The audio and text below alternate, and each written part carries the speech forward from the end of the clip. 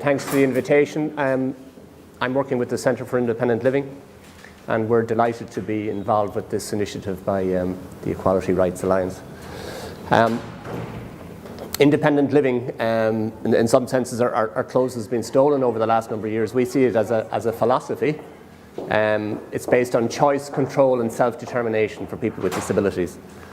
The UN Convention on the Rights of Persons with Disabilities, which is a central plank of the Equality Rights Alliance roadmap, states the importance of people with disabilities of their individual autonomy and independence, including the freedom to make their own choices.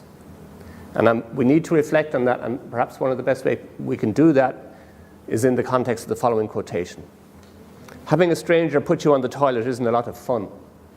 It's even less fun when you don't really like the person who's doing it, when you have to go to bed at 8:30 because it fits in with a rota, and when you don't have any say in the matter. Despite the rhetoric about user choice and empowerment, for many disabled people, care in the community is about having to fit in with available services, and about not being able to choose who cares for you and feeling you dare not complain. All you are doing is putting institutional care into the community. You lose the building, but not the attitude.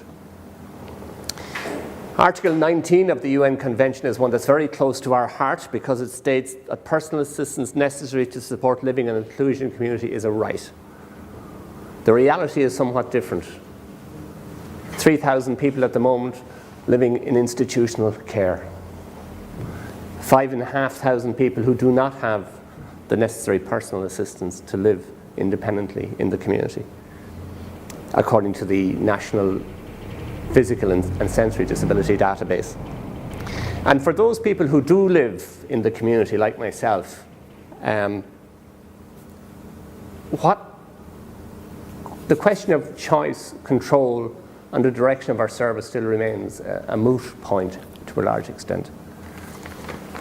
The independent living movement has campaigned for many years for the introduction of direct payments to people with disabilities for the purpose of employing their own personal assistance, either directly by contracting with a service provider or indirectly. Self-determination, which is inherent in the social model of disability, suggests that decisions and the risk and the responsibility that goes with decisions resides with us and our supporters.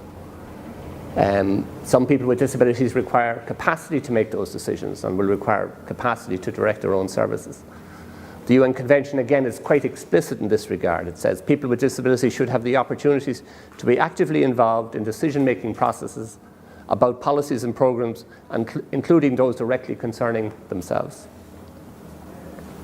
In order that direct payments do not become an option which remains unexercised by those who are most vulnerable, the independent living movement is calling on the government to commit to providing a regulatory context for direct payments through the introduction of a Personal Assistance Act, which will set out who qualifies for personal assistance, the purpose of such assistance inside and outside the home, how such assistance is to be organised, and the rights of people with disabilities to be part of their assessment for personal assistance. The Act would have regard to all models of service commissioning, including direct payments. The UN Convention on the Rights of Persons with Disabilities has not been ratified by the Irish government. To date, 97 countries have ratified the convention. Ireland now remains in the last 40 countries which have not ratified it. The roadmap produced by the Equality Rights Alliance needs implementation, and for us it cannot come quickly enough. Thank you very much.